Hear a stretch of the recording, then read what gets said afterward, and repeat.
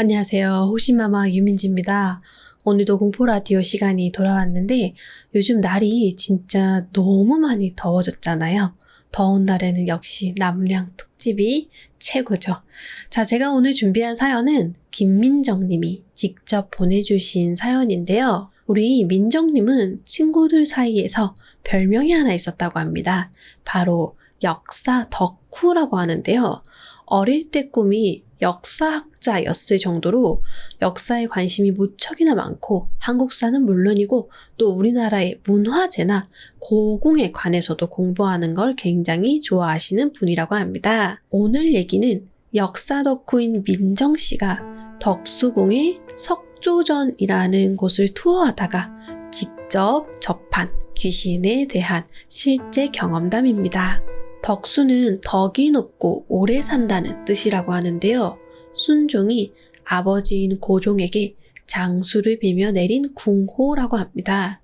그런데 이 덕수궁 안에는 석조전이라는 건물이 하나 있다고 하는데요. 석조전은 덕수궁의 전각으로 구한 말에 지어진 궁전입니다. 1897년에 건립을 하였는데 대한제국의 근대화를 상징하고 황제국의 위용을 보여주기 위해서 서양식 궁전으로 지은 게 바로 석조전입니다. 아마 덕수궁은 많이들 가보셨을 텐데 석조전은 처음인데? 하시는 분들이 꽤 많으실 거예요. 그도 그럴 것이 이 석조전은 해설을 동반한 경우에만 입장이 가능하고 또 해설을 사전 예약을 해야지 갈 수 있기 때문에 아마 많은 분들께는 조금 생소한 장소일 것입니다. 오늘 주인공 민정 씨는 바로 이 석조전에 해설을 사전에 예약을 해서 구경을 가셨던 거죠. 와, 이런 공간이 있다고? 너무 신기하다. 보통 전통적인 궁궐은 목조로 다 지어졌는데 여긴 어쩜 이렇게 세련되게 그것도 구한말에 지었지? 역사 덕후인 민정 씨는 새로운 공간에 엄청난 호기심을 느끼면서 연신 우와 우와 라고 하셨고 또 해설사님이 설명을 무척이나 잘해주셨다고 합니다. 그러다 보니 더욱 신이 난 민정 씨는 질문을 또 막 연신 열심히 해가면서 투어를 돌고 계셨습니다. 그러다가 석조전 내에 있는 어느 작은 방에 다 같이 들어가게 됐는데 방금 전까지만 해도 엄청나게 신나 있었던 민정 씨의 텐션이 갑자기 확 떨어지는 느낌을 들었다고 합니다. 갑자기 왜 이렇게 급 피곤하지? 이 방에 들어오니까 확 답답한 느낌이 드네? 라고 속으로 생각을 하면서 해설사님께 이 방은 어떤 공간이냐? 라고 물어봤다고 합니다.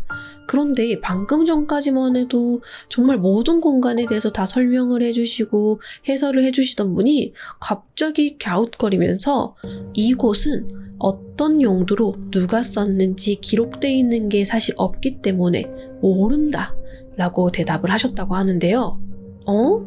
전문가인 해설사님이 모른다고? 근데 정말 그 방은 용도에 대한 기록이나 그런 자료들이 하나도 없는 그런 공간이었다고 합니다. 해설사님도 그냥 이런 작은 방이 있다 이 정도로만 아시면 될 것 같다 라고 하면서 설명을 마무리하려고 하는데 갑자기 민정 씨가 옆에서 따가운 시선이 느껴졌다고 합니다. 그래서 고개를 천천히 돌려서 그곳을 쳐다봤는데 어떤 여성이 민정 씨를 째려보고 있었다고 하는데요. 보통 우리 이런 박물관이나 문화재 같은 공간을 투어할 때면은 한두 사람이 가는 게 아니고 여러 사람들이 함께 가잖아요. 당시 민정 씨가 함께 투어를 하던 그 일행 중에 어떤 자매분들이 계셨다고 합니다. 근데 그 두 자매분이 둘 다 굉장히 이쁘게 생기셔가지고 민정 씨가 속으로 와, 어쩜 두 명 다 저렇게 다 이쁠 수가 있지? 어쩜 저 작은 얼굴에 눈, 코, 입이 다 들어갈 수 있지? 라고 속으로 생각을 하셨던 그런 분들이 계셨대요. 그런데 그 자매분 중에 언니로 보이는 사람이 갑자기 민정 씨를 째려보고 있었던 거죠. 순간 너무 당황한 민정 씨는 뭐지? 갑자기 왜? 라는 생각을 하셨다는데 보통 누군가가 이유 없이 이렇게 밑도 끝도 없이 째려보면은 아니 저기요 왜 째려보세요? 라고 따지기보다는 내가 저 사람한테 뭔가 잘못한 게 있나? 내가 발을 밟았나? 라고 자기가 뭔가 잘못한 게 있는지부터 생각하는 게 많으시잖아요. 그러다 보니 민정씨 역시도 내가 저분한테 뭔가 실수를 했나? 라고 생각을 했는데 시간이 지날수록 10초, 20초, 1분 그렇게 지날수록 계속해서 그 여자분은 민정씨를 째려봤고 심지어 더 이렇게 눈이 막 부리부리부리 하면서 화가 났는지 씩씩거리면서 민정씨를 째려보셨다고 합니다. 놀란 민정씨가 조심스럽게 그분 곁으로 다가가려고 하는데 그분이 갑자기 픽 하고 쓰러지시게 됩니다. 그런데 그 여자분은 그렇게 쓰러져 있는 와중에도 두 눈을 부릅뜨고 이 시선은 민정씨를 향해서 화가 난 듯이 계속해서 씩씩거리면서 째려보고 계셨다고 합니다. 너무 소름 돋고 무서웠고 이 사람이 진짜 왜 이러나 라는 생각이 들지만 한편으로는 당시 민정씨 지인 중에 뇌전증을 앓고 계시던 분이 계셨대요. 근데 그 뇌전증이라는 게 또 갑자기 또 그렇게 쓰러지시는 경우가 많잖아요. 그래서 그분이 생각나서 혹시 이분도 그런 뇌전증이 아닐까라는 생각에 걱정이 앞섰다고 합니다. 결국 119를 불렀고 잠시 후 구조 요원들이 오셔서 그분을 싣고 나가게 되는데요. 갑자기 투어를 하던 중에 119가 오고 사람이 실려 나가고 그러다 보니 함께 투어하는 다른 사람들도 다들 당황해하고 분위기가 굉장히 어수선해졌다고 합니다.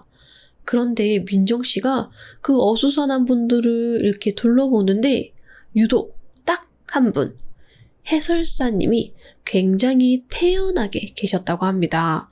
마치 방금 사람이 실려 나간 적이 없었다는 듯이요. 심지어 우왕좌왕해하는 사람들에게 자, 다음 코스로 이동하실게요 라고 얘기하는 모습이 조금은 섬뜩하게 느껴졌다고 합니다. 저분 어떻게 저럴 수가 있지? 지금 사람이 실려나가고 다른 사람들도 다 당황해서 막 무서워하고 그러는데 어떻게 저렇게 자기 일만 생각할 수가 있지? 혹시 감정이나 이런 거를 잘 못 느끼시는 분인가? 혹시 소시오패스 그런 건가?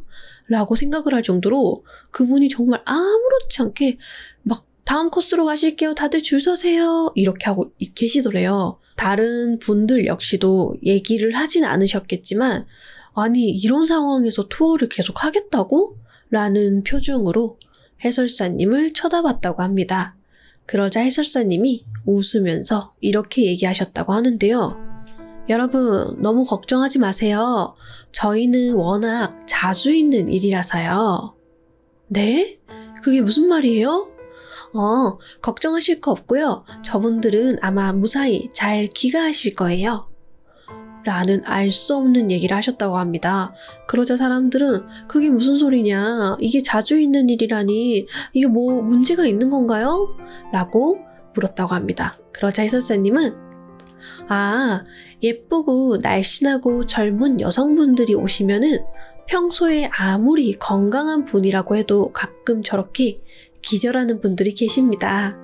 이유는 모르겠는데 그냥 저희 내부 사람들끼리는 우리 상국마마님 또 질투하기 시작하셨네 라고 합니다. 걱정하지 마세요. 자, 얼른 또 누가 쓰러지기 전에 이 방에서 나가실게요 라고 얘기를 하셨다고 합니다. 아니 더 무섭잖아요. 사람이 쓰러지는 방이 있다고? 상국마마가 질투를 한다고? 그럼 귀신이 있다는 소린가?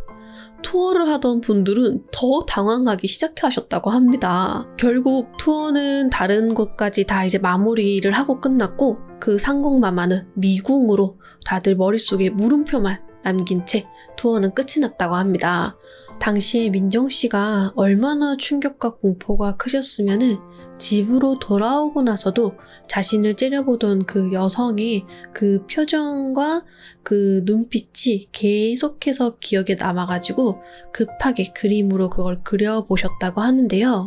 당시에 그 표정이 너무나도 섬뜩하고 심지어 쓰러지고 나서도 계속해서 두 눈동자가 민정씨를 향해 있었다고 합니다. 민정 씨는 시간이 한참 지난 지금까지도 이 표정이 잊혀지지 않는다라고 하셨는데요. 당시에 그 작은 방을 빠져나오고 나서도 계속해서 그 투어하시는 분들이 무서워하자 그 해설사님은 여러분 너무 걱정 안 하셔도 돼요. 여기는 날씬하고 예쁜 분들만 쓰러지는 방이기 때문에 여러분들은 걱정 안 하셔도 될 것 같아요. 라고 유머러스하게 그 분위기를 넘기시려고 했는데도 민정 씨는 굉장히 무서우셨다고 합니다.